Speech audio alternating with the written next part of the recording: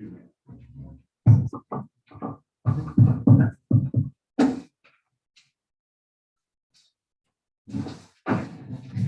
is everybody had a nice week? Oh, yeah. Yeah. We're live. Sorry, We're live. Very good. Welcome. This is Ways and Means Committee meeting, 6 p.m. Tuesday, April 20th. We try a little bit different format tonight. I have a hard time seeing from the end. I'm down here in the bullpen, so I can see better.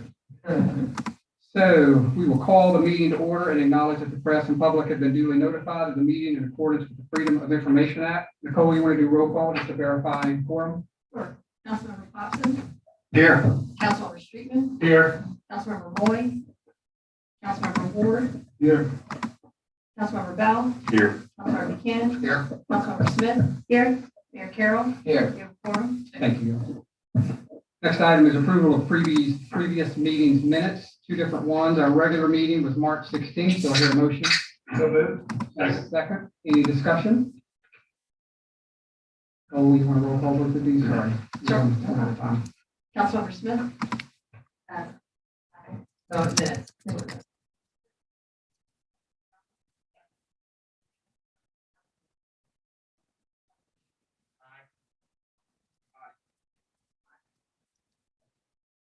Next is our budget workshop special meeting from March 25th. So I hear a motion.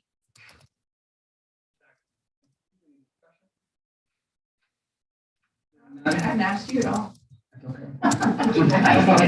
All in favor? Yeah, I'm good. You ready to adjourn? Okay. Take it out of order. That's right. Councilmember Bell. Councilmember Powell.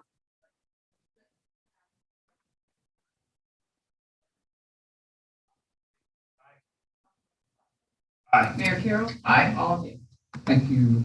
We do not have any citizens' comments, nor has anyone signed up to speak, so we'll move on to item 4, financial statements. Debbie? All right. So we are 3/4 of the way through the city's fiscal year. Can you hear the mic? Please.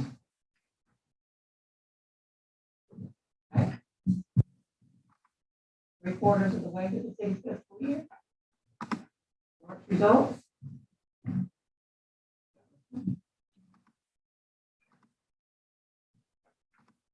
Total city revenues are at 15,770,000 compared to a budget, an annual budget of 18,218,000. And we're 87% of budget on the revenue side.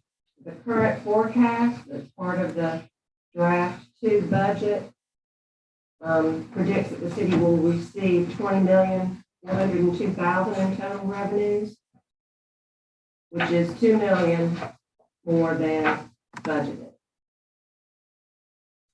On the expenditure side, year-to-date actual expenditures citywide are 14,026,000 compared to a budget of 24,559,000. That's 57% of budget. You can see on the schedule that the forecast is right at 20 million for expenditures. So we'll be 4.5 million below the budget on the expenditure side. The largest players in that decrease over budget is the moving of large expenditures related to drainage phase 3 into FY22, plus savings compared to the budget on the public safety building renovation and the movement of a fire truck from FY21 to FY22.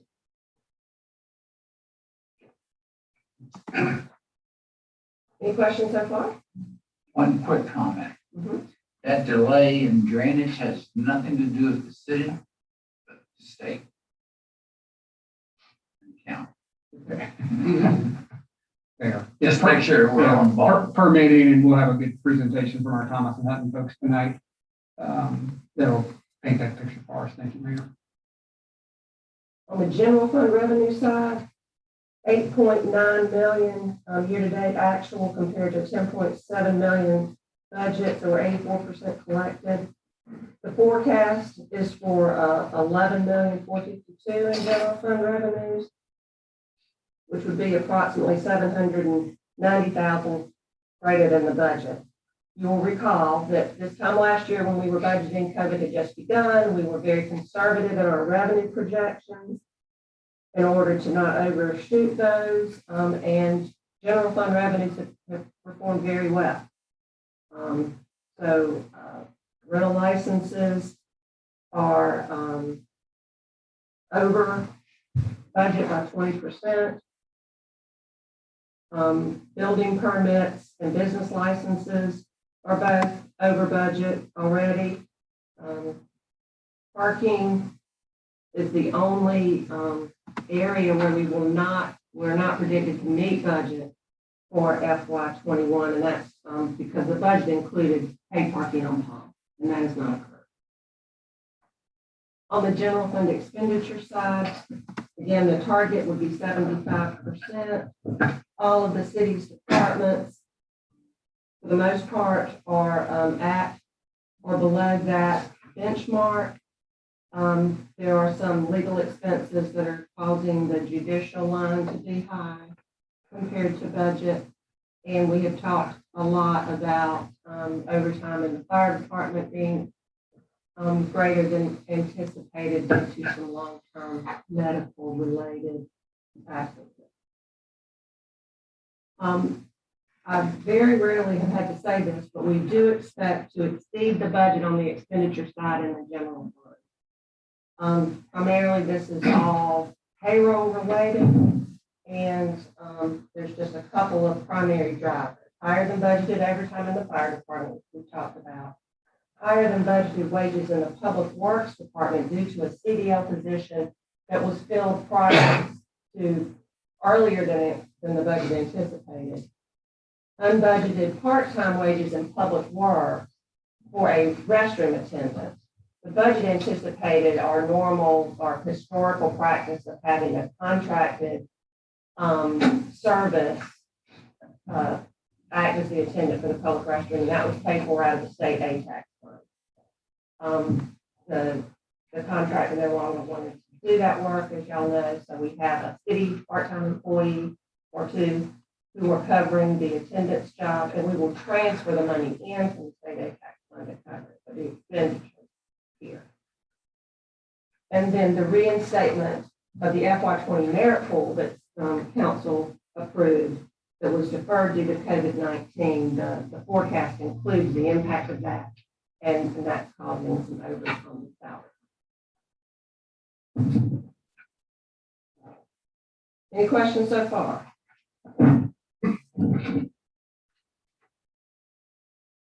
Cash position, the city has approximately $26 million in cash as of the end of March. The note at the bottom reminds us that approximately $6 million of that total represents unspent bond proceeds. That's bond proceeds related to drainage phase 3 and the Marina dock renovation, and $8.3 million on top of that $6 million is restricted for tourism related expenditures for beach preservation. The interest the city is receiving on the LGIP deposits are not very good, but it's comparatively speaking a pretty good rate for very safe liquid money, and it's 0.1248%. On the fund balance side, I added a column to include where we thought fund balances would end the fiscal year. So the budget projected that fund balances in total would be $14.5 million. The new forecast projects that the fund balance will end up being $21,317. So quite an improvement. But again, going back to some unspent funds associated with the drainage phase 3 project and that delay, and some savings in the public safety building and transfer of the fire truck next year.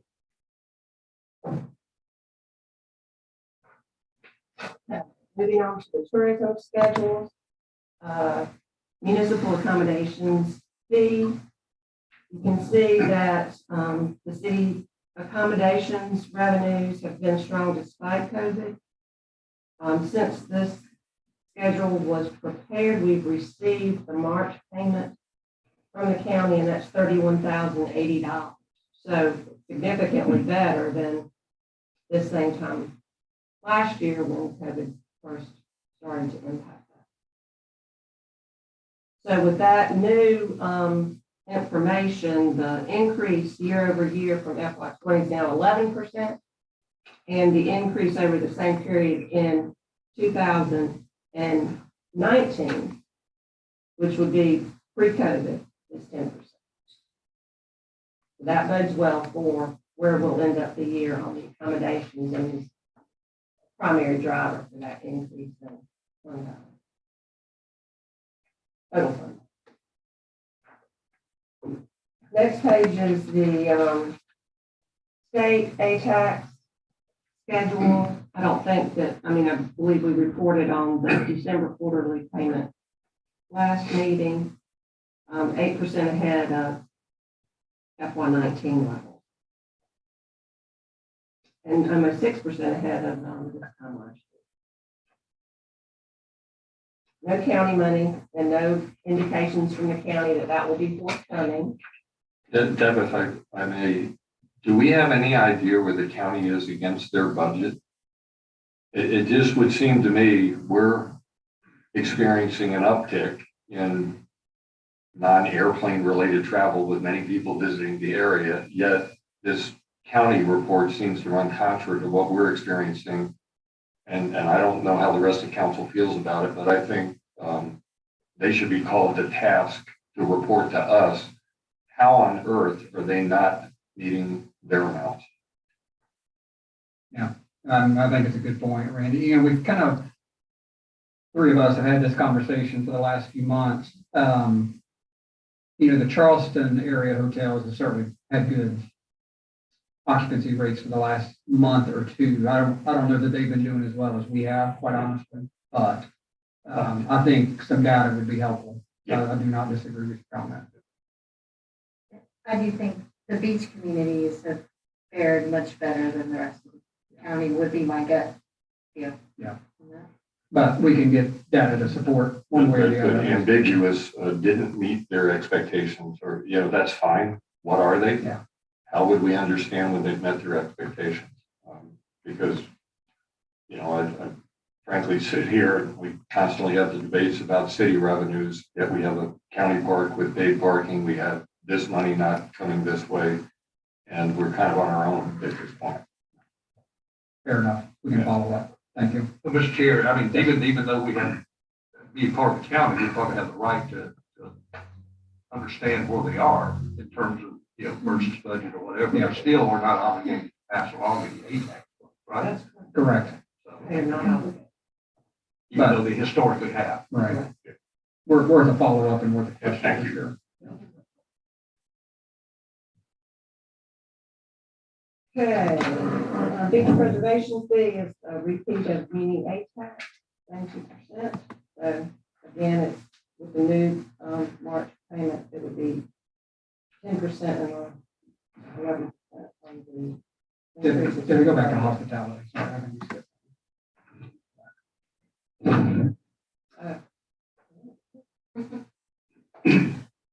Hospitality tax, again, we talked about this in prior months as well, has not been as fortunate as the ATAX, the accommodations businesses. And there has been a decline, although in March, it looks like maybe the corner has been turned. We collected $39,000 in hospitality tax for March, which would be February meals and beverages compared to what we received for that same period last year. But still, year over year, we're 26%. When the governor had the restaurant shut Well, down, pretty much. Yeah. And their last 2 hours of the day, but for many of them, most productive. That's what they were saying. Well, Debbie, if you don't mind, have to ask you about the part-time or the seasonal employees at the restaurant. Mhm. Are they full-time, meaning 30 hours or more, or are they less per week? And if they're full-time, we're required to provide certain benefits to them, correct? Correct. We have two. Willie Powell, who is a former CDL driver for the city that retires, has come back and he's working some at the rec department. He's going to work some at the restroom. The goal being to keep both individuals below 30 hours a week. Okay. Thank you. Susan, you have a question? It's just noteworthy that March, although it would be reporting for February for FY '21 is almost the same as FY '19. So it's the first month where you really, looks like we're getting back to normal.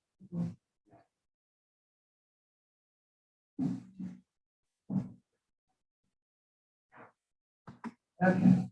Now, we can skip over beach preservation and talk about local option sales tax.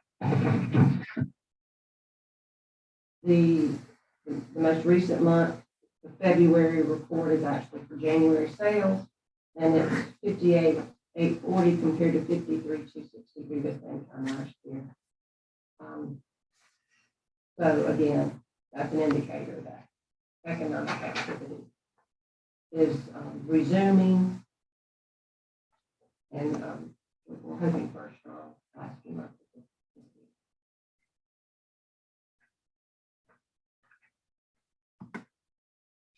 On to the project worksheets, the marina dock replacement and bulkhead recoating. First part of the schedule shows all the change orders that have been approved. They come out of the contingency fund and go into the construction column there. So that our current construction estimate is 3.14. Let's say 9. So $3,149,000 for the construction estimate. Then if you turn the page, of that, we paid $1 million for construction. So remaining on the contracts as of the end of March were $120,000 for the recoding, $2,128,000 for the construction, and we had a remaining contingency of about $372,000.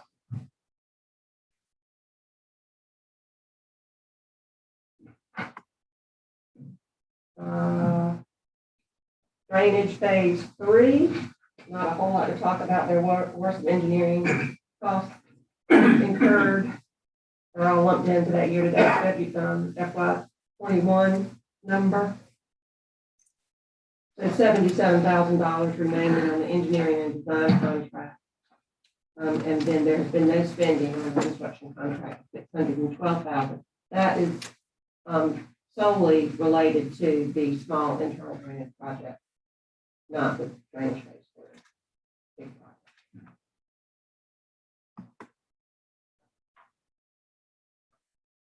Any questions? Mr. Chairman, Yep. I didn't see a report on the public safety building. So I assume that we are 100% complete. All punch list items done, retainage paid. Not yet. They were still working on a component of the flood-proof doors that needed to be installed. We also gave the staff another opportunity to go through the list of punch list items that they had come up. So they've been working on that. They're also working on the final maintenance manual that they're going to be presenting to the city that will assist in ongoing maintenance.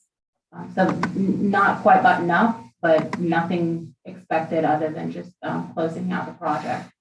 And we're still holding retainage until we figure all that out. Correct. Perfect. Thank you.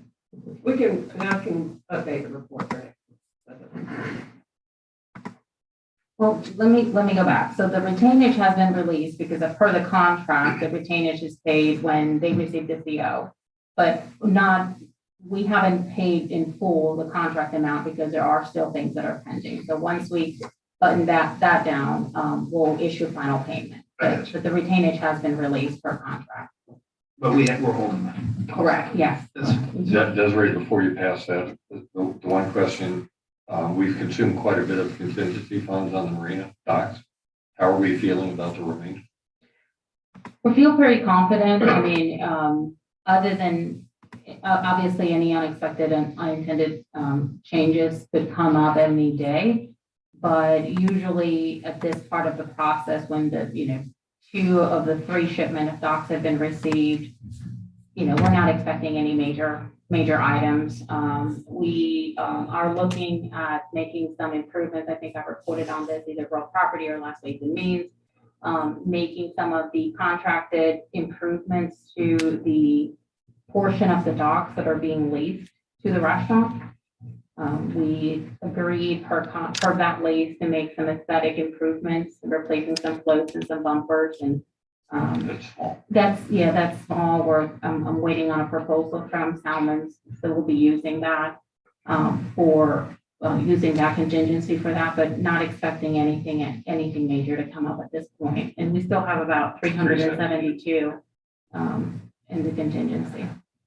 Desiree, didn't Kirby mention also part of a pier that was submerged below the dock that would have to look at? The pilings. So Piling, there's yes. a piling that from one of the docks that detached that before obviously we started the construction. I still haven't received that, but per Kirby, we were just looking at maybe a couple $1,000 to remove that from underwater, picking it back up. Mr. Chairman, I know it's none of our purview as far as our financial reports each month, but I was wondering if you consider giving a rough update each month about how the restaurant's going. And that's off of the town, Yeah. even though it's outside of us. Well, I guess we'll have it in a real property at council next week for sure from their minute meeting, but we could easily do it here as well. Yeah, as long as we get it out to the public. Yeah. They're very interested. Thank you. Other questions, comments, financial reports? Let's move on to, thank you, Debbie. Item 5, old business. Debbie sent out a draft 2 of the fiscal 22 budget last Tuesday, so you had a week to study through and pore over it and have any questions or comments around it.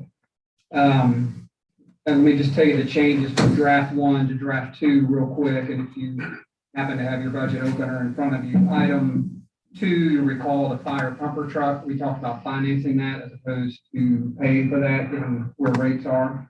That was a change. Item 9 and 10. 9 specifically was around the merit adjustments that we voted on at the workshop. Item 10 is really just a placeholder, waiting on the wage and comp study to come back and not knowing if that's going to be a 2-5-year issue, a 1-year item. We just wanted to put a placeholder in the budget just to capture some money as well as fringe benefits with that. And then items 14 and 15, which are the transfers from the general fund to either the tourism fund or the capital projects fund. Any change in expense items above that would obviously just affect those transfers. So those are the only changes from when we met on our workshop a few weeks ago. Debbie included a 1-page synopsis in your packet, which again gives you a high level of all the 90 pages of the budget. So rough revenue is still about 19.4 million, expenses about 21.5. So we have a decrease in our fund balance of just over 2 million. So what I'd like to do, based on feedback tonight, is go ahead and approve the draft 2 of the budget to take it to council next week for first reading. We'll have second reading in May, and we've got plenty of time to make changes or tweaks if somebody hasn't had a chance to look at the budget or make changes to it. But I'd love to go ahead. Actually, I'll just make the motion that we accept draft 2 of the fiscal 22 budget and advance it to council first reading next week. Thank you. Discussion, comments? Susan?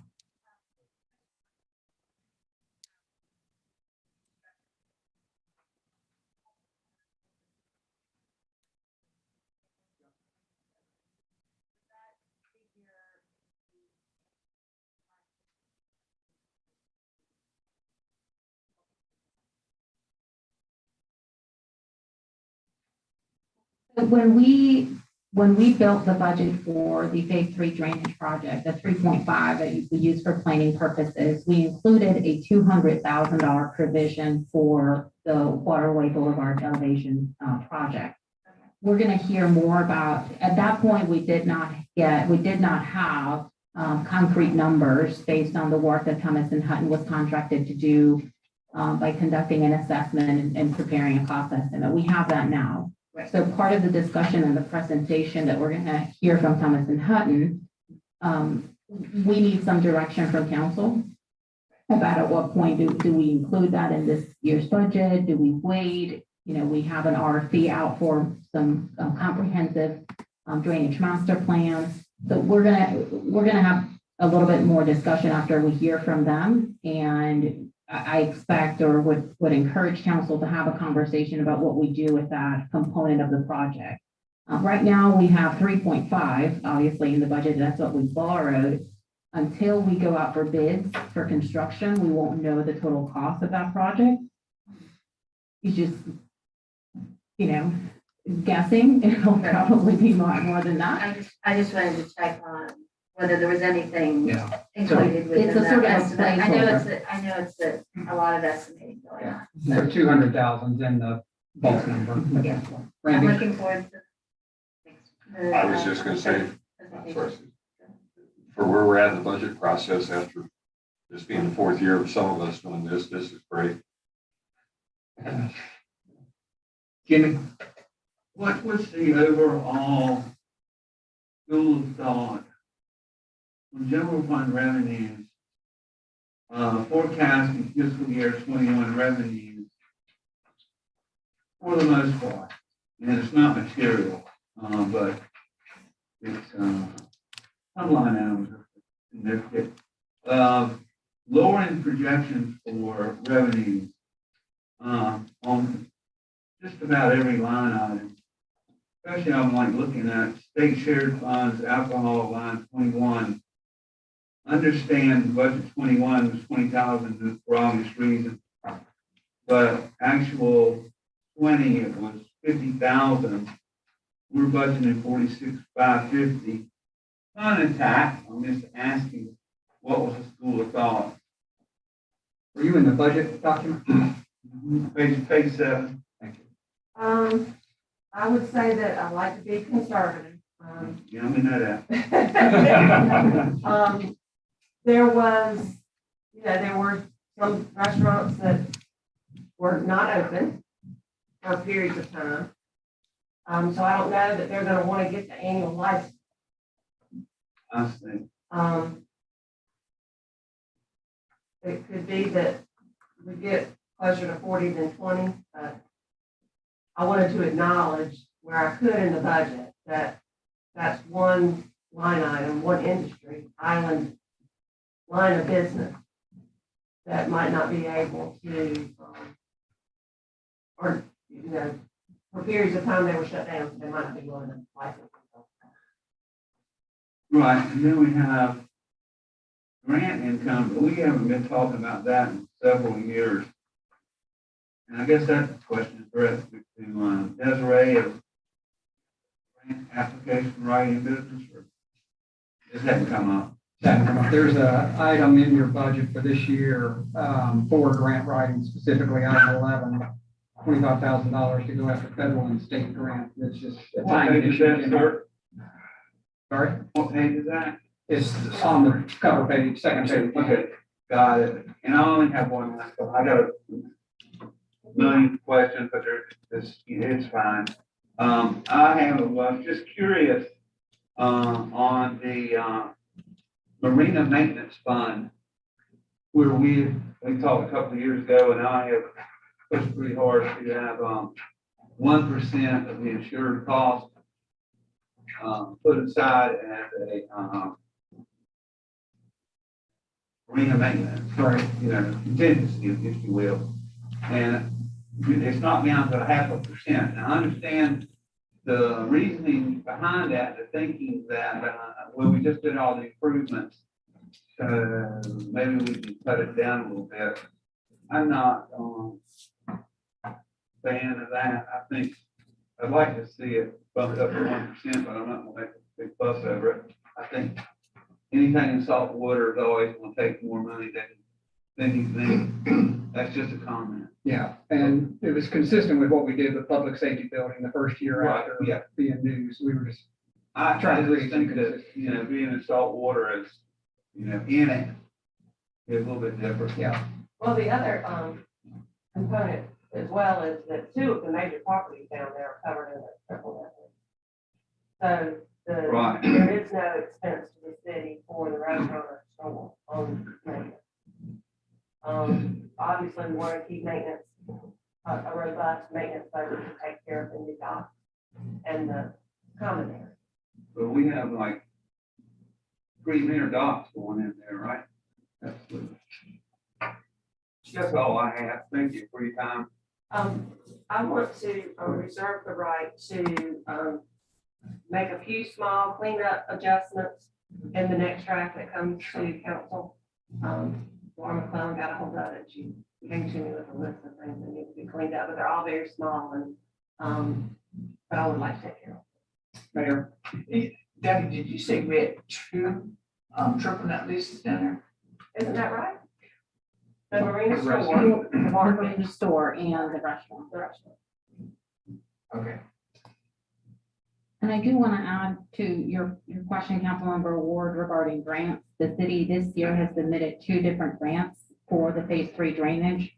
The first one, we weren't successful. We are submitting another one. We're in the process of submitting another one for the same program. And we had a meeting with the program managers, trying to identify how our application could be improved the second time around. So we've done that. We're focusing on the phase 3 drainage. So we're still pursuing grant funding for some of the major projects that the city has in the pipeline. Good. Sure. Right. Just, I thought the mayor was gonna go there, but the significance of a triple net on a restaurant, that the new tenants will be investing over 2 million of their own money, and is huge to the city. We did not have triple nets. We had a building that was in very, very poor condition. And I'm sure Sheriff Street is going to report on it real property, but he and I happened to visit to see what they were doing. I think the community should understand, and to Councilmember Ward's comments about an update on the restaurant progress, that having a refurbished building at the owner's expense under a triple net lease is huge for the city. Didn't that go to 2.5? Yeah, it's certainly getting up there. Mr. Chair, I'll report on that. hang on. Okay, thank you, Russ. Susan, I have some questions about property tax, potential forecast with COVID. Seeing 2 potential impacts, which would be maybe a shift in some rentals turning into full-time residences, but also clearly we all understand that prices are escalating. And then that would reset the value, the property tax value. So are we looking at how those 2 things might affect, will they cancel each other out or? Exactly. It's really hard to predict. It is hard to predict. I feel like we're being as aggressive as we can be on the property tax. What do you mean by aggressive? Well, I shouldn't say aggressive. I don't think we're underestimating based on the information we have right now, Okay. because there are, 2 separate forces that are competing with each other. Mhm. And it seems like there's a lot of building and transactions happening, but there are also a lot of people who are just staying. Right. And those increases in values will not impact Mhm. the Not until total. a property changes hands, Right. will it affect how Or they're it's taxed? reassessed. all right, thank you, Susan. So just again, we got a motion and a second just to paint the next few months for you. So we will, Mayor, attempt to do first reading next week, assuming it passes tonight, at City Council. We'll do second reading in May with a public hearing most likely. To Debbie's point, we do have some minor tweaks and adjustments, on a $19.5 million budget. Minor tweaks don't keep me up at night by any stretch. So I'm not worried about those. The thing I would, when we don't have to decide it tonight, and we'll get to a vote here in just a minute, Nicole, but the last item we have on the agenda is some potential revenue coming our way from the stimulus act that just got passed. You've seen our revenue and the trend line on our revenue with all of our accommodation tax and tourism money. Even with my conservative friend to my right, I think we would be justified in raising some of our revenue assumptions for next year. However, all that's going to do is be on paper to some degree and affect what we transfer to the capital projects fund or somewhere else that we do. So it's not, if we don't have an increase in expenses, it doesn't really do much for us, quite honestly, to adjust our revenue side. But I would like to make sure we're as close to possible as reality that we'll have for next year. So we'll talk about the stimulus piece in a minute. We'll see how the next month or two unfolds because we have one quarterly, pretty good sized chunk of revenue that comes to us quarterly. We'll follow up with the county on that conversation. So you potentially could have pretty good uptick from a revenue standpoint, finishing up this year that could carry over to fiscal 22. So just as a heads up, more to come. I'm not concerned at all on some of these minor adjustments that we've got out there, but others we may have. Ryan?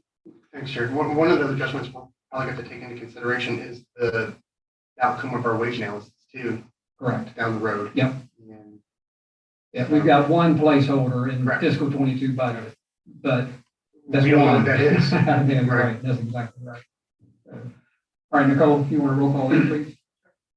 Councilmember Foxton, Aye. Councilmember Street, Aye. Councilmember Ward, Aye. Councilmember Buchanan, Aye. Councilmember Bell, Aye. Councilmember Smith, Mayor Carroll, Aye. Councilmember Powell, Aye. all in favor? Thank you. Thank you for your help. That was a much easier budget year this year than last year. So without the debt and everything, that's a lot easier. So thank you for your help with that. And Debbie and Desiree, goes without saying, but I'll say it anyway. Thank you guys. All right, moving on to new business. Item A is a presentation of update on the phase 3 drainage project, small internal projects on Waterway Boulevard, multi-use path elevation project. Thomas and Hutton made this presentation, I guess, last week, this month at the Public Works meeting, and it's a great presentation. I hope you'll all get a lot from it, and I've already looked at pieces, parts of it in your package. But Desiree, you want to introduce this for us? Sure. With us, we have 50% of the Thomas and Hutton team. We have Hillary Ayton, and just like Chairman Pounds mentioned, we've had quite a bit of discussions through Public Works, and I felt like it was important to bring you all up to speed. There's a lot going on, and you all may have questions, and it's been one of the city's priorities, obviously drainage, and we just wanted to bring you all up to speed, not only on phase 3 drainage, but have some discussion about the results of the assessment of the Waterway Boulevard elevation project, and also provide a quick update on the small but high impact projects that are under construction today on the island. So, good evening. Thank you guys for having us back again. I know some of you have already seen the presentation, so feel free to stop me at any point if you have any questions. But we're happy to be here to give you an update on the phase 3 drainage outfall projects and the Outfalls Waterway Boulevard pathway study that we conducted. Next slide, please.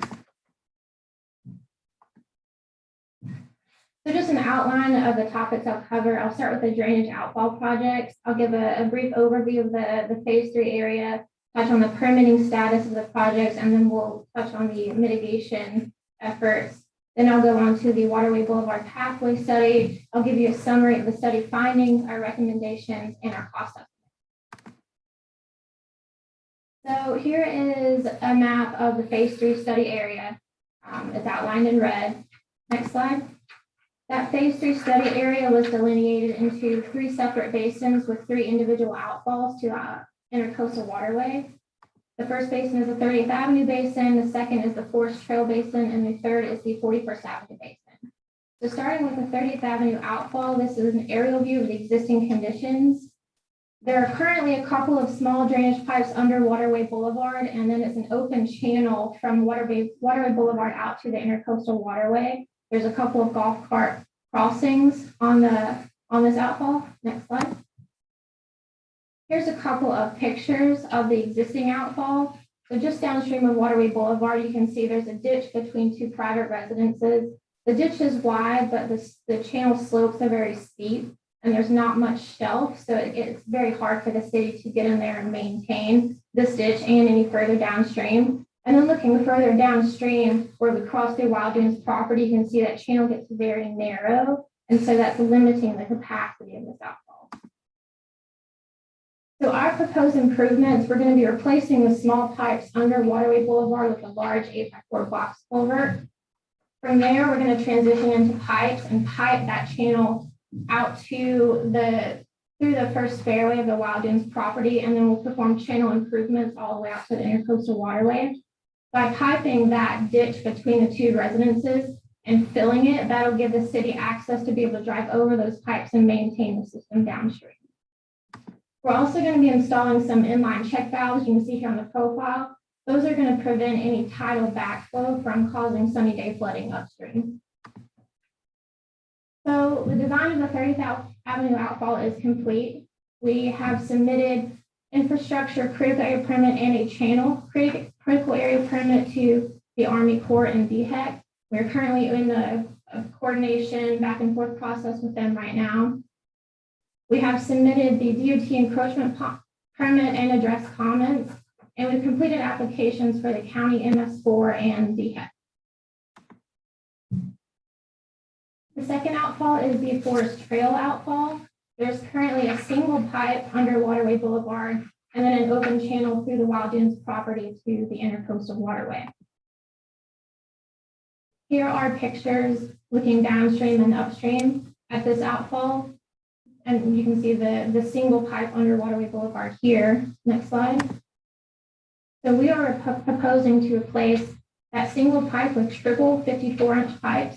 So it'll provide much more capacity at this outfall, and it's the largest basin of the three. There's going to be a head wall upstream.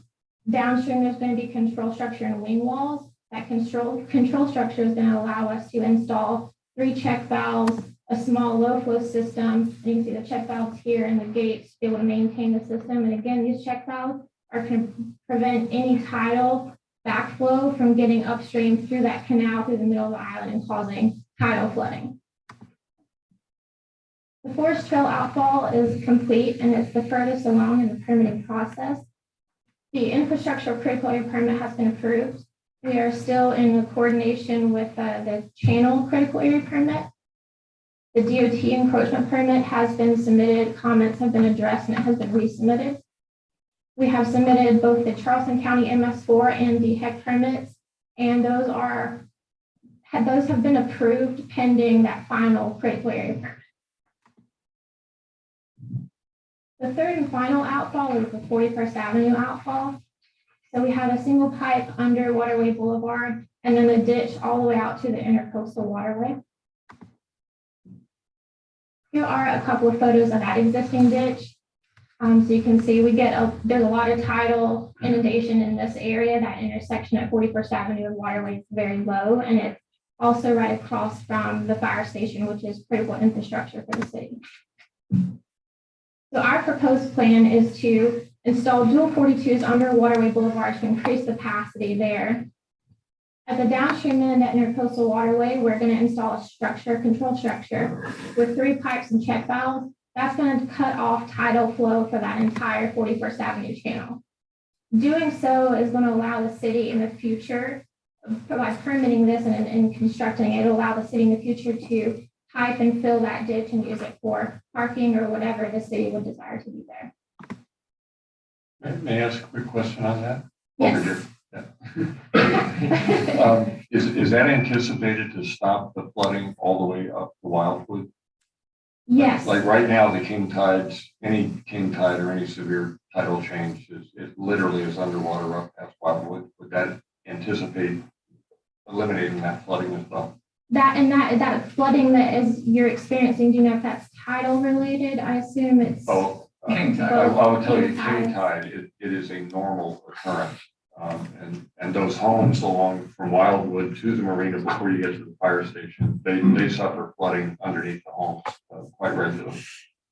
So the installation of that structure, the downstream end of that channel will prevent any tidal inflow or backflow up that 41st Avenue channel and into any of the systems that contribute to it.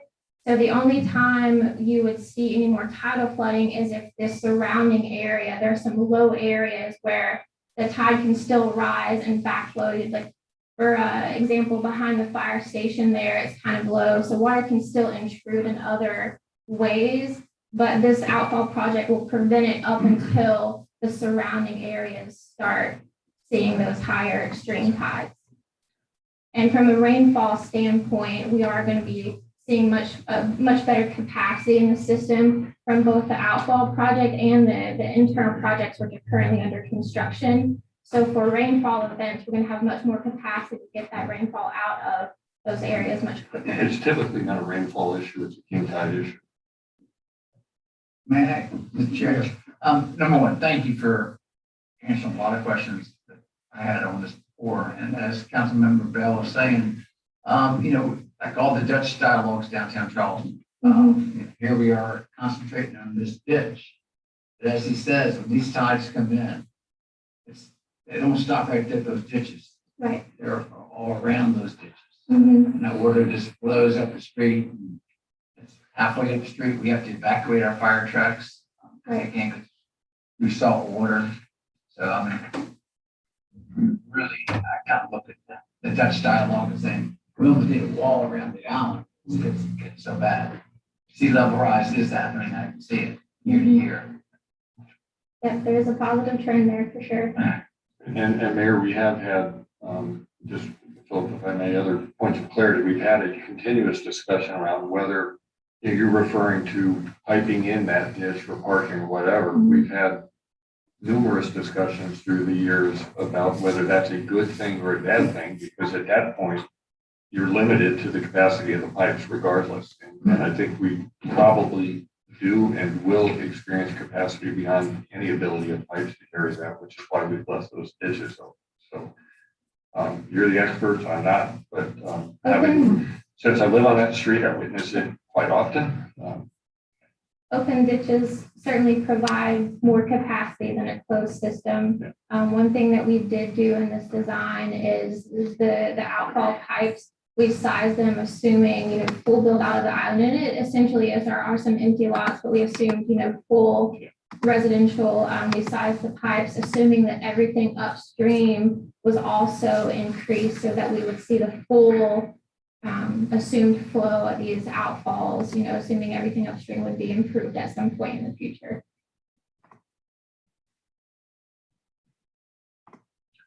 Mr. Chairman. Yes, ma'am. Okay. So I know this is going to be a hard question, and we know we all have fun with permitting, Yes. especially with MS4 and land disturbance and critical line. Best guess on how long this permitting process is going to take on these 3 outfalls?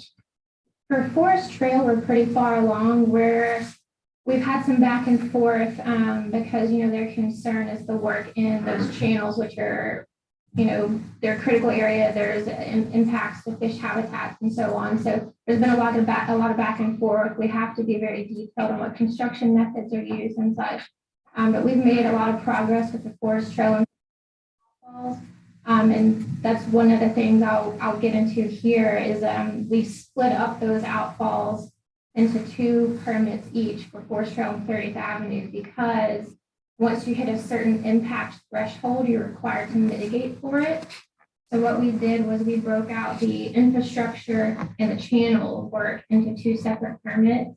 And that allowed us to stay below that impact threshold so we won't have to mitigate for the Forest Trail and 30th Avenue outfalls. And so that permit process is going to be much quicker. We're hoping within the next few months so that we can start construction on the Forest Trail and 30th Avenue outfalls after the busy summer months. 41st is going to be a little more difficult and a longer permitting process because there will be mitigation involved. Because we're cutting off tidal flow to that entire ditch, there's higher impacts to the critical area. So we're going to have to mitigate for that. So 3 more months, 4 more months? For the 30th Avenue and Forest Trail outfalls, probably less than that. For the critical area permits, we expect to have those permits in the next month or two. We're getting pretty close with the Army Corps and the HEC for 41st Avenue.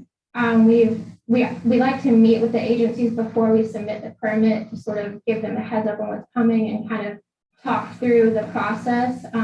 So we have the application prepared and we should be submitting soon. And because that one is going to be an individual permit, it's going to be much longer. So that one is going to be closer to say 9 months. So 41st Avenue outfall will be sometime next year before construction begins. Thank you.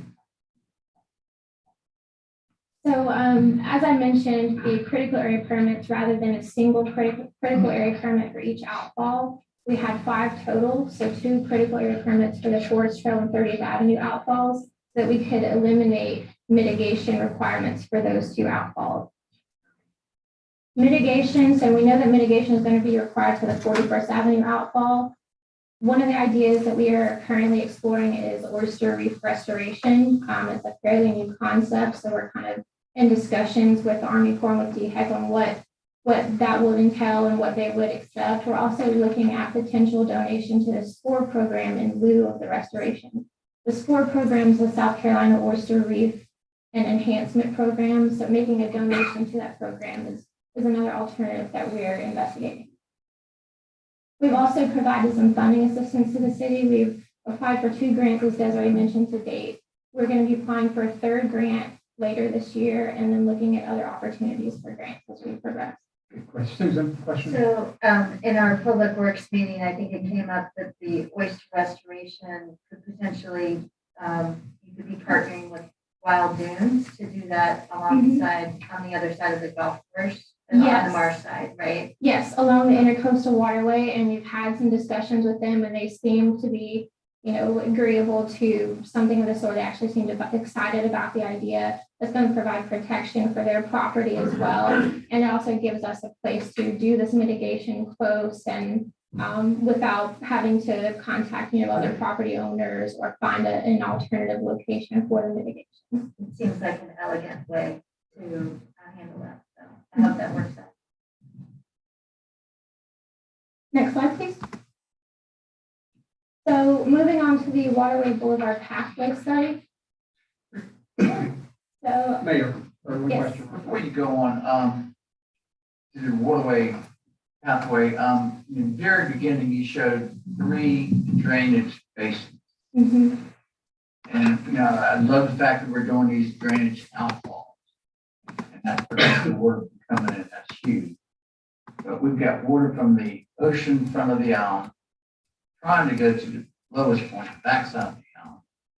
But I think our ditches are so dilapidated, mismatched, filled in, that I don't think we have a good drainage plan that drains the water from the front to the back of the island. Mhm. Could I be correct in saying that?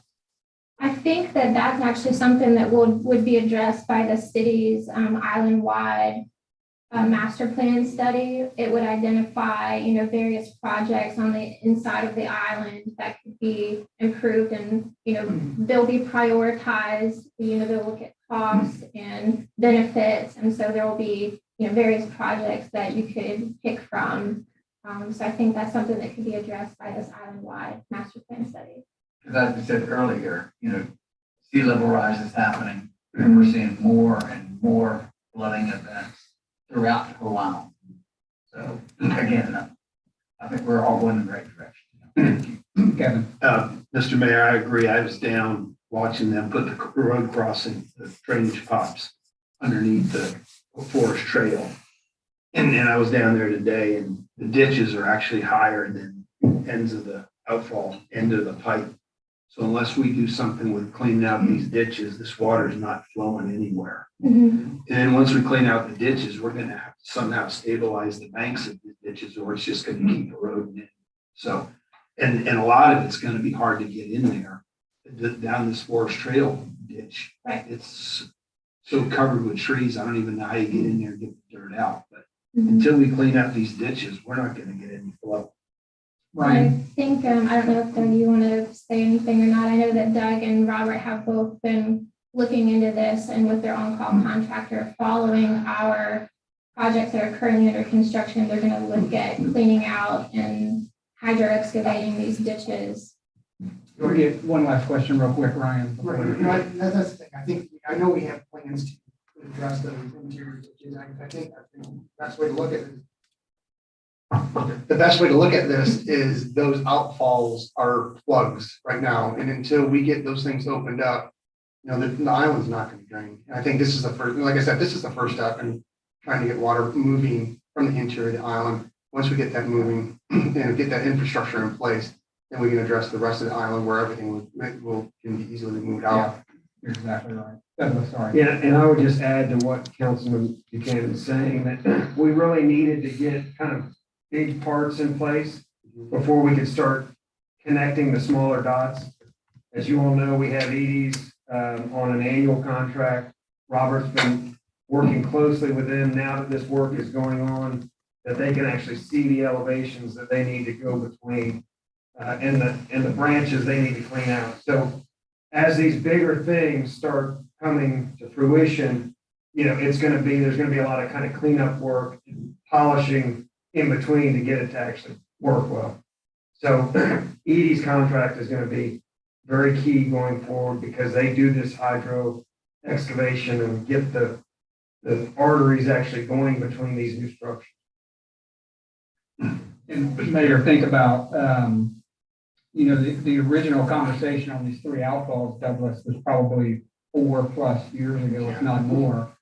To get it to, it's just so slow to get everything done. And now we finally get it approved from a budgeting standpoint and we run into permitting issues. And then you run into busy season. Then it's just, Permitting issues on a human-made ditches that Spartina has grown into. And Robert has got a PhD now in ditch maintenance.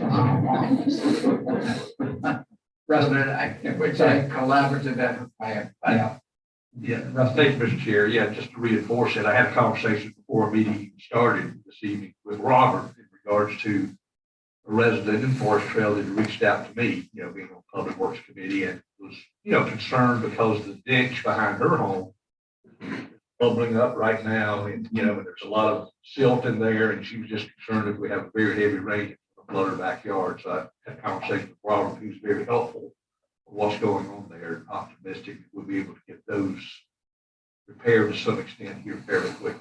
Mm-hmm.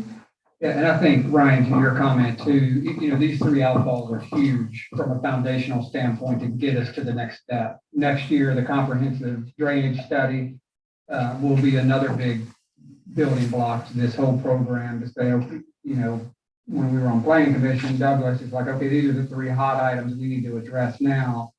Then what? What's next to start connecting these dots to Douglas's point? So I think we've made really good progress.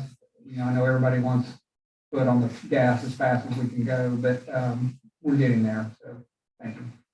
Go ahead. All right, so for the Waterway Boulevard pathway study, we started with the data collection phase.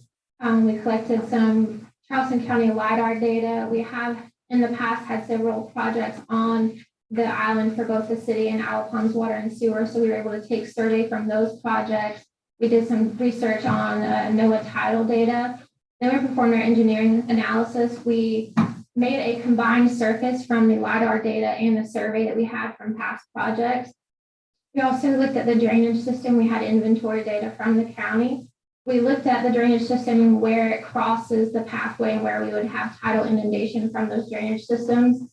We also came up with a recommended target of 6 feet on the NAVD 88 datum. On a gauge datum, that's 9.14. So you can compare that to what you hear in the news. They would say a tide would reach an 8.0, and that's on the gauge datum.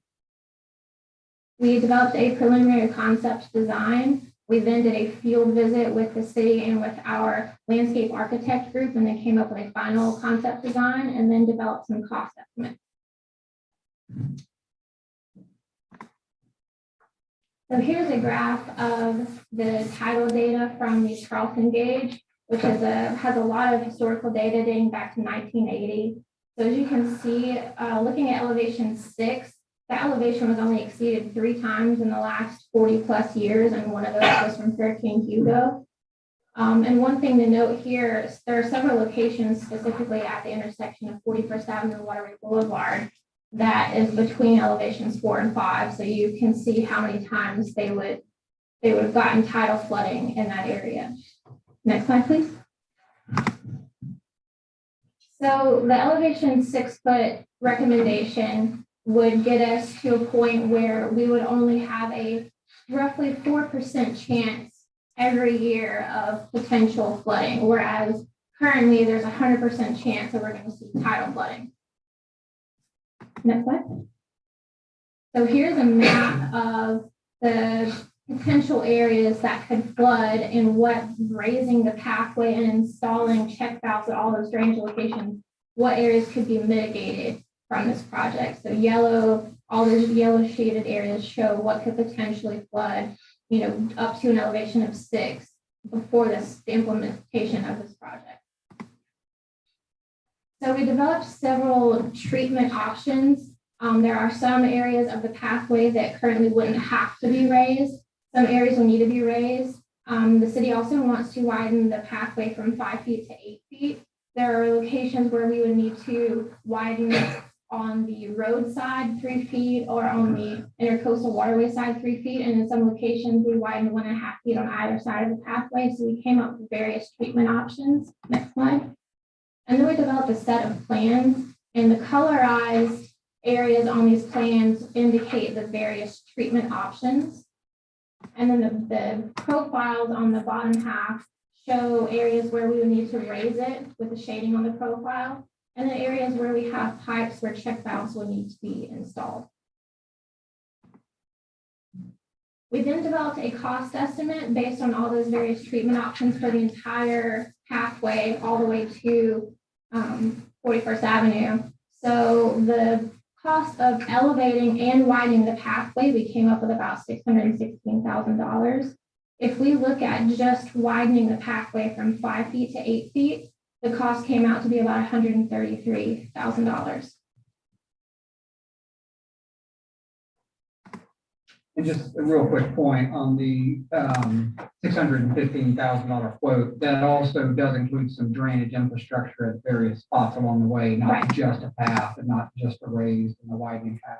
Right, so where we have to raise the pathways in some locations, that would mean that it would be higher than Waterway Boulevard adjacent to it. So we would need to provide local drainage between the road and the pathway to get water off the road and underneath the pathway. So it does include the check valves and all the drainage system and those local drainage improvements.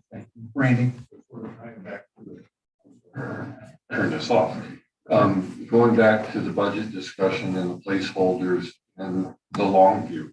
So my simple logic says the lowest cost item is probably not the long-term answer. See the chair shaking its Totally head. agree.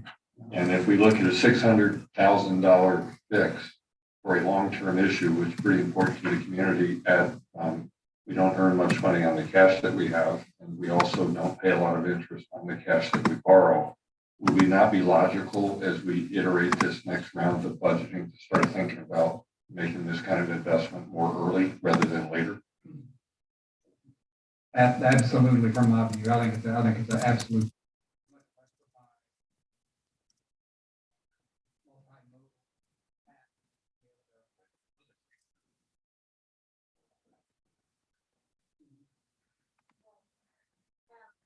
So the 600.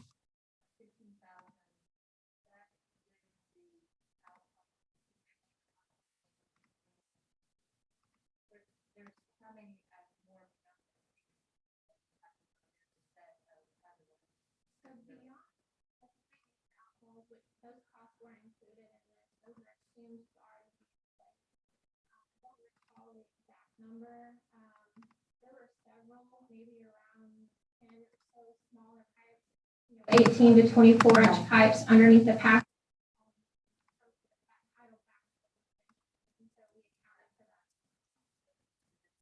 Yes, the check. But you could actually do that, fix those, and realize some benefits without doing the elevation. Right, yes, if we installed check valves on the pipes, it would protect everything upstream of that up until water started coming over the existing pathway and roadway. And I presume though that would cause damage to the pathway over time with the water coming over it. Right, I mean, installing the check valves isn't gonna make it worse. It will just prevent upstream areas from seeing that tidal influence until it overtops. I'm just picturing, water laying on surfaces over extended periods of time generally is not a good thing. It does cause damage to pavements and to the base courses of both the pathway and the road. Mayor. Yes, sir. Thank you, Mr. Chair. I look at this graph and we got, phase 3, which is a huge investment. I'm so glad we're moving forward with it as fast as we can. But I look at like a 25th Avenue. It's another, to me, it's equally as bad as 41st. I mean, there's people who live down that street and cannot get to their house. And that water comes all the way up to 41st Avenue. And that's another tidal basin that we haven't included in there. So, I mean, it's, we got some huge drainage problems ahead of us. But I just wanted to point out that 25th Avenue is one of those equally bad. I'm glad you're addressing all the smaller pipes in between because they all need to be tackled at one time. Susan? Yeah, I'm actually, after our presentation at Public Works, I have to admit, I'm less enthusiastic about this full project than I was previously because it appeared and I thought that we would be potentially saving homes from flooding, where that, just in full disclosure, that's not so much the case. We're really talking more about flooding that would be impacting roadways or it's unclear, I believe, that how much we would be protecting actual property in this situation. It's a little unclear because we have LiDAR data that shows us the elevations of the topography, the ground in the area, but we don't have, elevation certificates, so we don't know the actual ground floor elevations of all the homes. We do know that there are some homes that have made FEMA claims in the past and that could see benefits. We just don't know the full scale of those benefits. I mean, one way or another, I know I want us to repave the multi-use path. Whether we do it and elevate it or not, I think we have to do that. And if this council sees the value in also going ahead and elevating because of the nuisance flooding that we see just on the roadway and the related avenues, then I will be on board with that. But it is not quite what I had hoped for initially when we started going down this road. Go ahead, Ryan. Thanks. And I mean, if you go back and look at the yellow graph, you can see how far it goes up. It goes all the way up to, Hartnett and some of the other areas that you have some flow issues where it backflows. But I look at it as a public safety issue as well. When we have some of the big storms and heavy tides and what have you, the areas between 31st Avenue all the way down to 41st, and that area just starts glowing up. It's all yellow. And if we can't get our public safety personnel, our public works, our fire, police department down the road, there's many times where I've tried to traverse it in my truck, it's lifted, and I question it. So I think anything that we can do to try to mitigate that and allow for, like I said, like the mayor said, it's going to be a constant battle with sea level rise, and we can be on the forefront of that. I think it's a much better issue for everybody. Brian, I agree. And Susan, I'm not there to draw a conclusion yet that it would not protect property, because I think it absolutely would, to Ryan's point. When you look at where that yellow graph comes inland, that's a pretty good ways. So, Mayor? Look, on Ryan's point, when you look at that yellow area, we have 1,400 homes that are on septic tanks They tend to be in that yellow area. So I mean, it's not only intermodal, but it's health and safety that way. And it's not a question of when, Yeah. or not. It's just Always when. a good point. Rusty. Yeah, Mr. Chair, that yellow area is based on LiDAR. Right, Yes. right. So it's not surveyed, but and Charleston County has relatively new LiDAR data.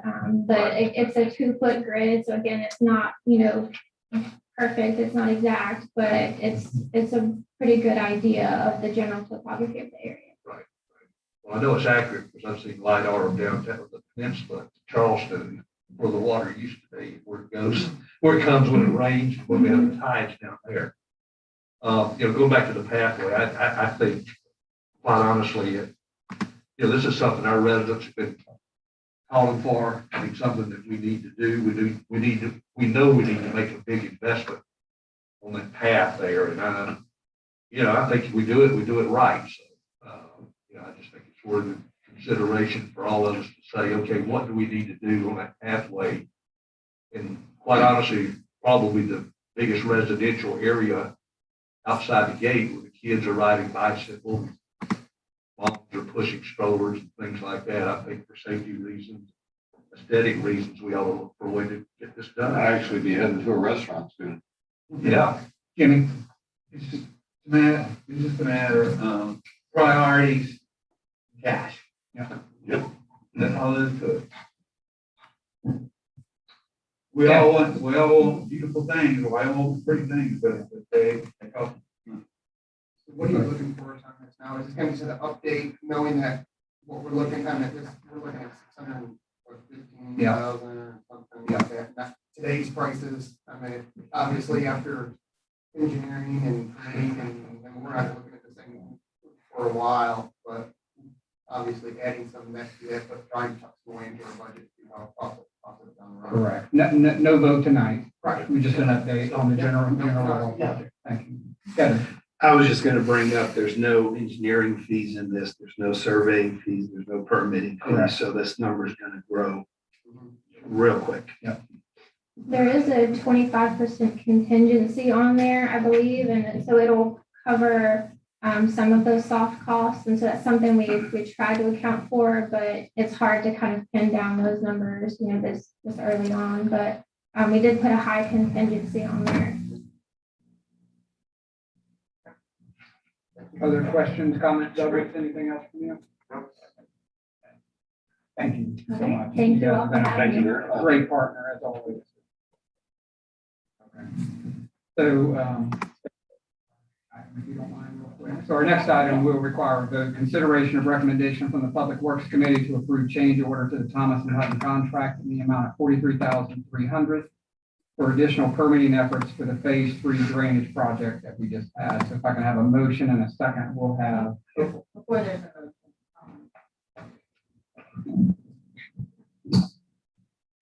we just realized that the documentation supporting the change order request was not included in the packet, so I would request that City Council defers taking any action on this until next Tuesday, so you all have all that documentation. Since we have Hillary here, I'll still have her sort of talk through with us what the change in the scope means. But I would respectfully ask for you all to defer taking any action until you all have an opportunity to review those documents. So the change order that we gave to the city, that is going to cover the additional permitting efforts. So as I mentioned, we had a total of 5 critical area permits. When originally, because we had 3 individual outfalls, we assumed it would be 3 critical area permits. And as we got further through the design process, we realized that splitting those into separate permits would help us in the long run. We also will be developing a mitigation plan, which wasn't included in the original contract at all. So since we identified the need for mitigation, that's included in the change order, as well as additional funding assistance. So we've already applied for 2 RIA grants. We're going to apply for a 3rd later this year, and we're going to continue to investigate other funding opportunities as we continue. Quick question. I'm assuming these permits have a lifespan.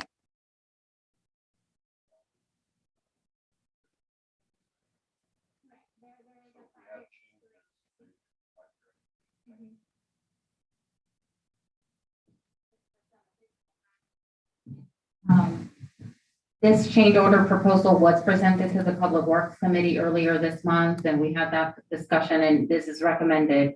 This is coming forward to Ways and Means as a recommendation from Public Works. And the reason I bring the 5 years up, it sounds like this is never ending. And once we have a permit in place, future councils can also deal with it. Fair. Thank you.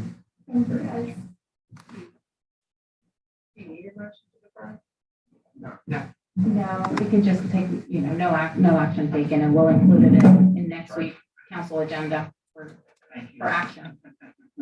Mayor, we're building your. I appreciate it. Item C, discussion and consideration of fiscal 22 C2 CECC request of eligible new construction projects. So before we have a motion and a second here, you had a letter in your packet from the county on this, but Desiree, maybe a little background before we take it. Sure, absolutely. So as you all know, the Charleston County Transportation Program manages infrastructure projects that are funded by the 2004 and 2016 transportation sales tax. And they also manage funds received through the gas tax, which are the CTCC funds, which are the ones that you're going to be discussing tonight. These are for new construction projects. The eligible sidewalks and pedestrian and bicycle friendly infrastructure. It includes road drainage improvements. It includes resurfacing. The resurfacing component of the funding program is done separately from construction projects. They actually have a prioritization schedule to identify which areas are going to be resurfaced. So we're not going to be submitting any requests to that regard. But any new construction projects would be eligible. In the past, the city has received about $200,000 from CTCC funds towards drainage. $200,000 were allocated to the phase 2 drainage project. So we've been successful in that. We've also been successful in TST funding for intersection improvements and sidewalk projects. Our recommendation is that the city submits the Waterway Boulevard elevation path project, because it's not only a pedestrian and bicycle friendly multimodal project, but it also deals with drainage. So we think that it would be well received potentially by the committee. The city can submit multiple projects. They're not prioritized, they're looked at separately. The city could also present the Forest Trail Outfall project separately. We're farther along in the permitting phase. That's something that we think that could be well received by the committee as well. If any of you have any other questions, we can make y'all can entertain a recommendation or a motion to approve. When the city submits an application, it has to include a letter assuming maintenance responsibility in perpetuity. That's why this comes before City Council for a final decision. The deadline to submit the city's projects request will be end of May. So we'll have a little bit more time next month to discuss any other projects if you all want. Susan? I would encourage that we put in both possibilities, because we have historically I'm not sure if the last time we put in for the Waterway repaving, if it also included the elevation piece. It did not. It was just the resurfacing and repaving of the path. So this would be an added component that could make it more competitive. And give them some options. Maybe we'll get lucky. The funding, the full program has about $1.5 million to be distributed. So typically you see awards between $100,000 to $200,000 to $250,000. That depends, but that's what we should expect. Isn't this the same funding that we used for the sidewalk on 28th Avenue between and Hart and Boulevard? That was PST, so Transportation Sales. For an acronym. You got so many. Other questions or? You don't need an action, or you? I We do. Yeah, I'll make a motion to approve FY 22 CTCC request. Second. we need more So, definition. in Yeah, there. a little bit more definition, I can help. So to Please help. submit both the Waterway Boulevard elevation project and the forest trail outfall, part of the phase 3 drainage. As my motion was, Why would you say that? with the added language that doesn't rate so eloquently placed. And my second remains. We got a second. Any other questions or comments? Nicole, we want a roll call, please. Councilmember Hobson, Aye. Councilmember Streetman, Aye. Councilmember Ward, Aye. Councilmember Bell. Aye. Councilmember Smith. Aye. Councilmember Buchanan. Aye. Councilmember, Mayor Carroll, Aye. Councilmember Pounds, Aye. all in favor? Thank you. Item D, consideration of recommendation from the Public Works Committee to replace a 2003 Mack flatbed in the amount of $97,260. This is a budgeted item, and you can see where the funds would come from there. This is coming from the Public Works. Do I have a motion? Motion to approve. In a second? Second. Thank you. Questions, comments? Anything you want to add? Just that this is coming under budget, 97,000, and we budgeted 120. Nicole? Councilmember Smith. Aye. Councilmember Bell. Aye. Councilmember Buchanan. Aye. Councilmember Ward. Aye. Councilmember Streetman. Aye. Councilmember Hobson. Aye. Mayor Carroll. Aye. Councilmember Pounds. Aye. All in favor? Item E, consideration of recommendation from the Public Safety Committee to replace the tables and chairs from the Public Safety Buildings Training Room Emergency Operations Center in the amount of $21,816. And you can see that we would take this out of the remaining contingency funds from the Public Safety Building project. Have a motion and a second? So moved. Second. Thank you. Questions, comments, Desiree, you want to add to this? Yes, sir. When I first looked at that, like 21,000, I'm like, tables and chairs. These aren't your ordinary tables and chairs. You got it, spare. You have to be able to plug in the computers, and you got the stations for that and all.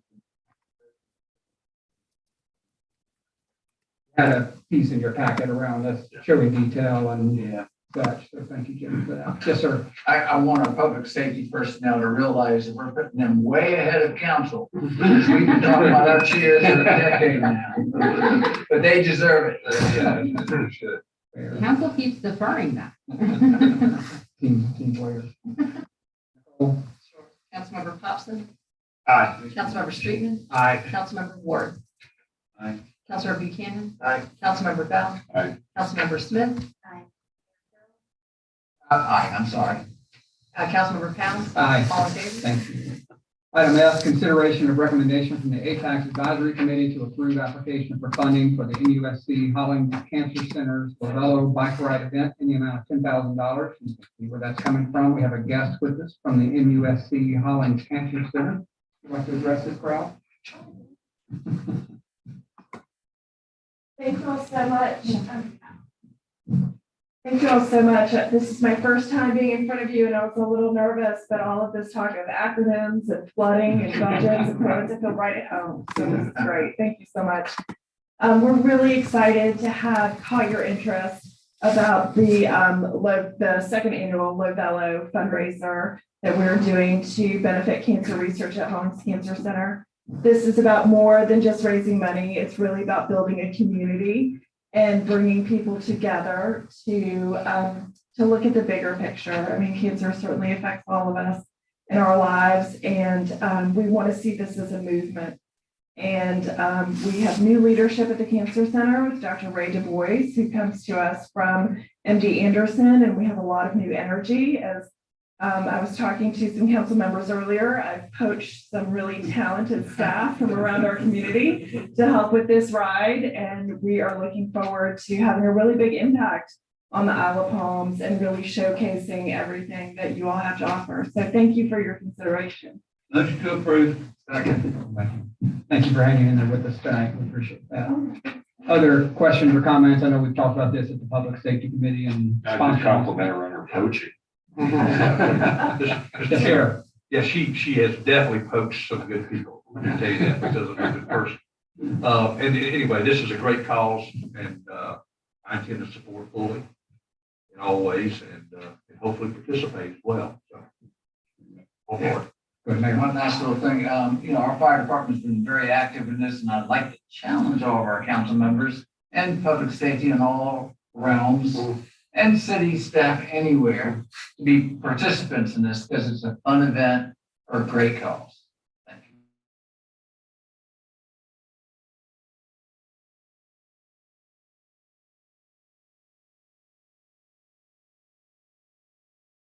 The 25 and the 100-mile rides will be starting downtown at the Citadel. Okay. So, kind of echoing your worries about flooding. I think she's worried about the 100-mile ride. Yeah, exactly. But it comes through that. And then actually we'll be ending on Olive But Palms. it's ending. Yes, and we'll have an 8-mile ride that will start and end on Olive Palms as well as stationary bike classes. And I would anticipate that we may see, this is November, a little bit of the off season for us. So a nice perk for us is that we might see more people staying on the island in our accommodations. Absolutely. 21% of our riders in our first year came from outside of the Tri-County area. Thank you. Thank you. Nicole? Councilmember Smith, Councilmember Bell, Aye. Councilmember Buchanan. Aye. Councilmember Ward, Aye. Councilmember Streetman, Aye. Councilmember Popson, Aye. Mayor Carroll, Aye. Councilmember Powell, Aye. all in favor? Thank you again Thank for you. showing tonight. We appreciate that. Appreciate the support. Item G, discussion and consideration of engaging a traffic engineer to review the recent modifications to the IOP connector and represent the city in discussions with SCDOT and other stakeholders regarding potential solutions to address traffic congestion. So before we motion and second this, let's have a little bit of discussion so you know what you're motioning and seconding. Yeah, I don't have a motion, start that. I'll do the discussion and discussion, I'll second. We can do it that way. but we need to get this thing going. So there was a motion for discussion, No, motion to go forward to hire an engineer. I'll second. and that's been seconded. So let's have some discussion so we know what we're voting on. Well, this is an item that was requested by the mayor that was included for discussion with the Ways and Means Committee. You all received a copy of a letter that the Secretary of Transportation Hall, Secretary Hall, has sent to Senator Campson, who has been advocating on the city's behalf on reevaluating and studying the impacts of the new modifications to the IOP connector. As you all very well know, City Council voted and last month to oppose the modifications to the IOP connector. As a result, the city has already sent 2 letters to the department opposing and requesting additional study and additional discussions, not only with us and our public safety personnel, but also Charleston County EMS and other stakeholders that would be impacted as well. As shown in the letter, there has been a commitment made by Secretary Hall to hire an outside expert, an outside consultant to conduct a traffic study. So not only look at the modifications to the IOP connector, but also look at other potential solutions to the parking and to the traffic issues that we're seeing on the connector during peak season, and evaluate potential solutions as reversible lanes and installation of roundabouts and other considerations that may yield and produce some relief to some of the high traffic that we're kind of used to experiencing, but we're seeing more of it and for longer periods of time. So this is I think that and I don't want to speak on the mayor's behalf, but I think that there is a desire to have some type of experts representing the city that could speak intelligently on some of these proposed solutions and just share and advocate for the city's interests when discussing this with DOT. Brian, you have a question?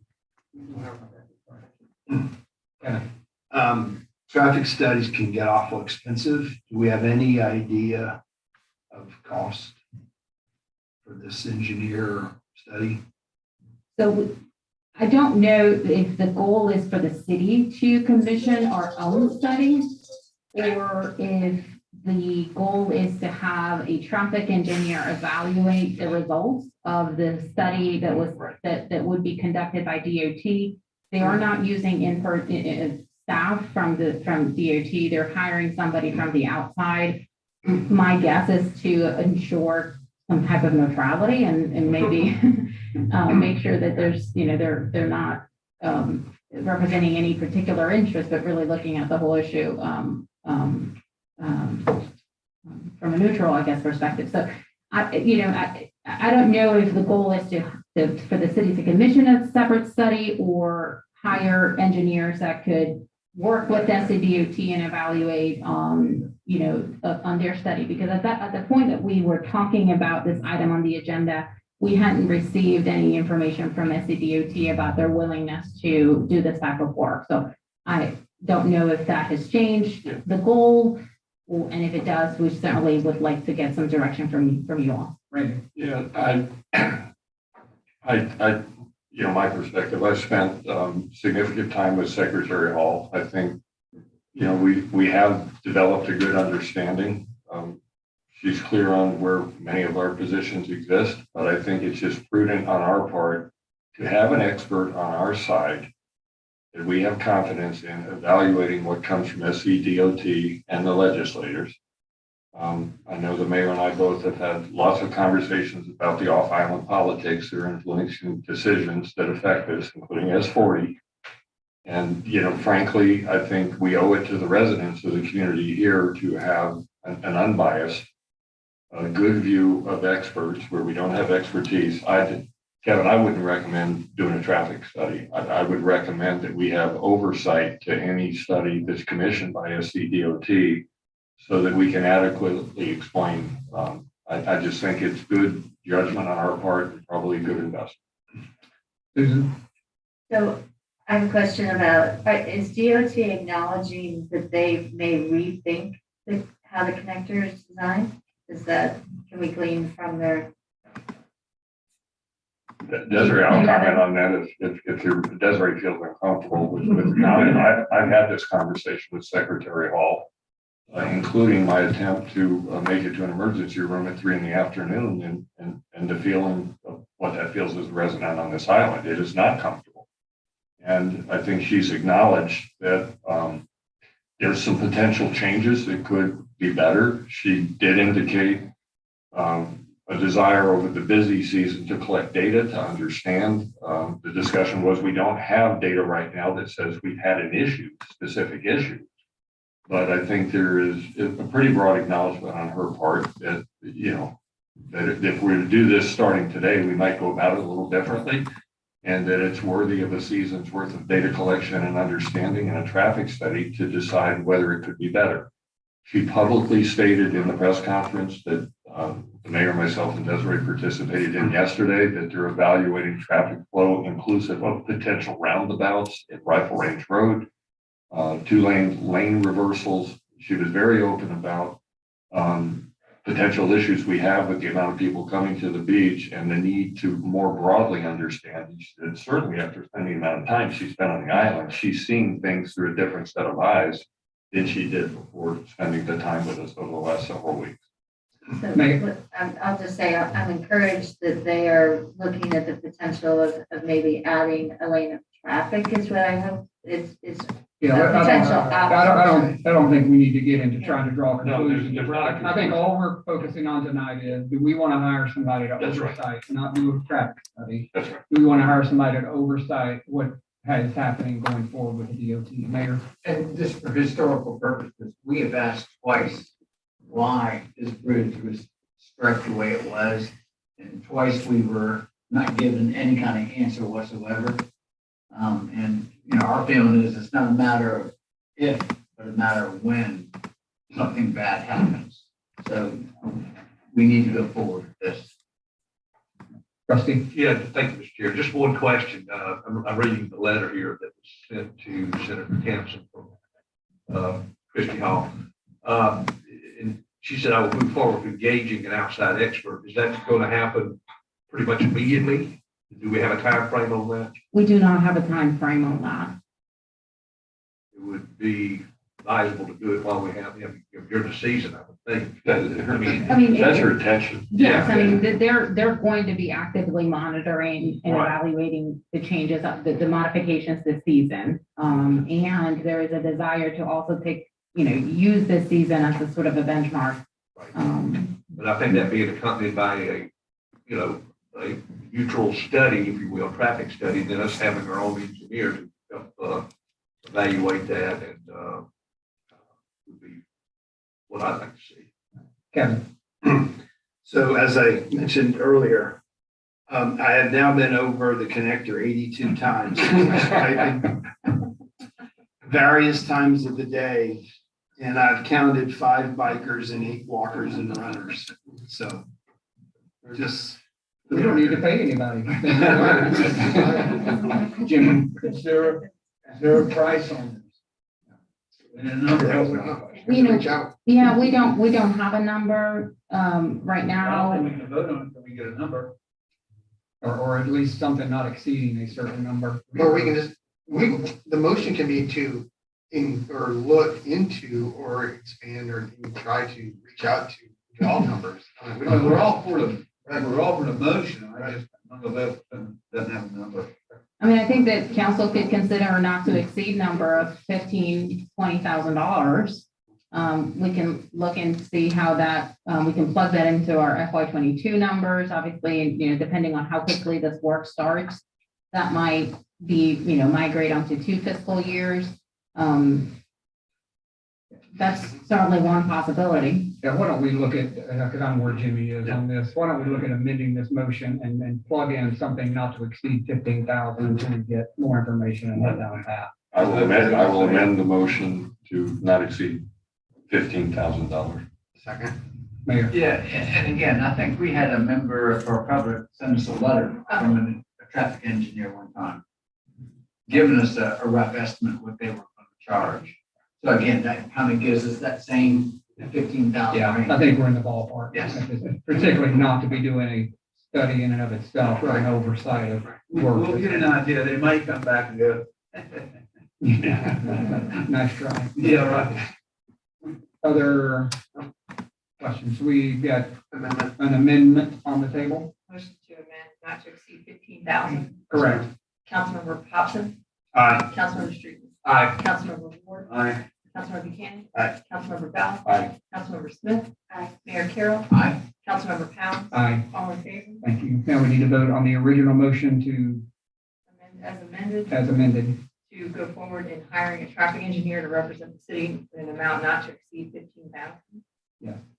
Councilmember Smith. Aye. Councilmember Bell. Aye. Councilmember Buchanan. Aye. Councilmember Ward. Aye. Councilmember Streetman. Aye. Councilmember Hobson. Aye. Mayor Carroll. Aye. Councilmember Pound. Aye. All in favor? Thank you. Good conversation. Thank you. Our last item, update and discussion of the American Rescue Plan and impact to municipal governments. So Desiree included a piece from the MASC. I know she's had a couple of presentations and we've all done, some of us have done research on this topic. So this is part of the $1.9 trillion emergency bill that was passed March 11th. And that date's key because that's going to key off for us when we may be expecting some funds out of this stimulus package.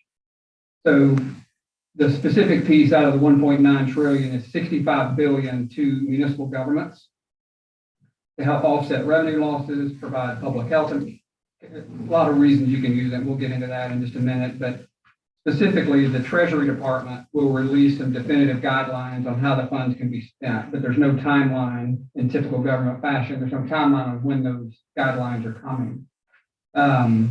So MASC and others are recommending don't do anything until you get some guidance, which is certainly proven. So the 65 billion will be allocated, and I'm not going to read this whole press piece to you from the MASC, but some of it is critical for us and anybody that may be watching. So of the 65 billion, about 45.5 will go to cities that have populations of at least 50,000. About 19.5 billion is allocated to what they are calling non-entitlement cities. Interesting term, but those are having populations of fewer than 50,000, which obviously that would be us. So the metro cities, their numbers are based on a formula. Cities under 50,000 are based strictly on population. So it's already out there. There's an estimate of what our number would be for IOP in any other city in the country. And I think if I remember right, the number's like 1.6 million-ish, give or take, somewhere in there. So when you read through this, you can see where you can, when you're getting the money, how you can spend the money. So the money is going to be paid in two pieces, so two tranches, if you will. The first piece is coming within 60 days of enactment of the law. The law was enacted on March 11th. In theory, by May 11th, you would have the first tranche in your budget, or in your coffers, if you will. The state, however, they have 30 days to disperse the funds, and they can request multiple 30-day extensions on distributing the funds. They can't change the amount. They can't put any more requirements on you of how you need to spend the money that's coming from the top of the house from the federal government. So they can't change it, can't put any more requirements on you. So the funds can be used to respond to COVID-19 emergencies, where we had negative impacts to households, providing assistance to households, small businesses, and nonprofits, or to aid impacted industries such as tourism, travel, and hospitality. You can use it to pay workers that were involved in the COVID-19 efforts. You can use it as a city to kind of plug, if you will, a reduction in revenues as a result of COVID-19. You can make necessary investments in water, sewer, and broadband infrastructure items. Funds may not be used to cut taxes. So again, we've got two tranches coming. The second tranche, I didn't finish that, I don't think, sorry, will be within 12 months after the first is paid. So assume we get it in May, 12 months, we get the next piece of it. After you have it, you have to spend the money by December 31st, 2024. So 2 buckets of money coming to us in theory, hopefully relatively quickly. Specific uses you have to use it for, time frame you have to use it by, which is never a problem typically. But anything you want to add? You covered it all? Any questions, comments, thoughts? Jimmy? If it's anything like all the rest of the federal grant and or loan money that's come out in the past month, when it's time to go, you better have somebody ready to go and install the application as soon as possible. Hopefully the government's learning. I have a little faith they are. Yeah. But the past administrations of these funds have been really bad. And so many times, clients have called me and said, we've got 36 hours. They just found out about it. So I'm just telling you, hopefully it gets improved, but that's a pitfall. Yeah. We need to be ready to jump and go. Yeah, the beauty of this money is there's not an application process. There's not a repayment, like the PPP stuff that came out for small It's a business. grant. It's a gimme. And again, coming in two pieces. But Jimmy, I hear you. I don't disagree with your anxiety or anticipation of what might happen. I would totally agree with that. But supposedly, first piece will show up within 60 days. Second piece shows up 12 months after that. And it's coming through the state. If you were a city over 50,000, you're getting your money directly from the treasury. But since we're under 50, obviously ours is coming through. Hopefully we're ready. Yeah, let me let Desiree add one piece real quick. Yeah, I just wanted to add that in addition to the direct allocation that the city should be receiving, which is the $1.63 million approximately, the American Rescue Plan also increases funding for state agencies such as FEMA, EPA, EDA, and they're going to have their own grant application processes for additional grant opportunities for specific projects. So in addition to that 1.6, there's going to be more money available for, let's say, the city to apply for a hazard mitigation grant for phase 3 drainage. The sewer master plan project, that's another project that could be, we could pursue through EPA or EDA. So it seems like there's a lot of money going to be around ready to be spent that the city should be actively pursuing in the very near future. Susan? So I did want to just make sure the drainage was in the game.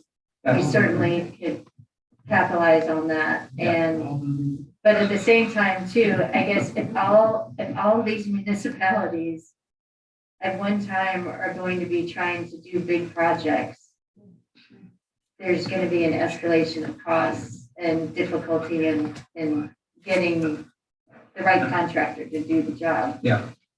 So better if we jump on things sooner than later for a variety of reasons. And it, you know, in addition to that, if I may, you know, Congress is now debating the $4 trillion infrastructure bill.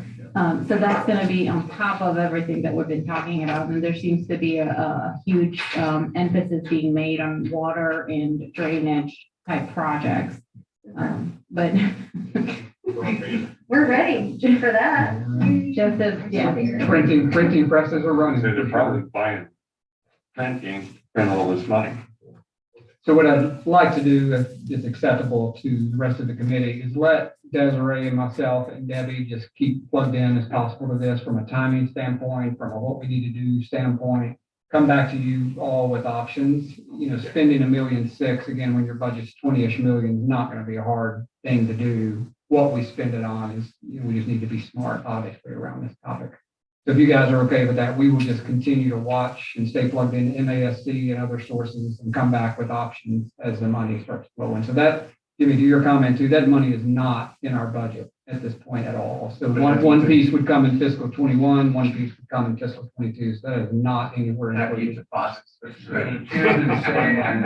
The chairman is saying, good money.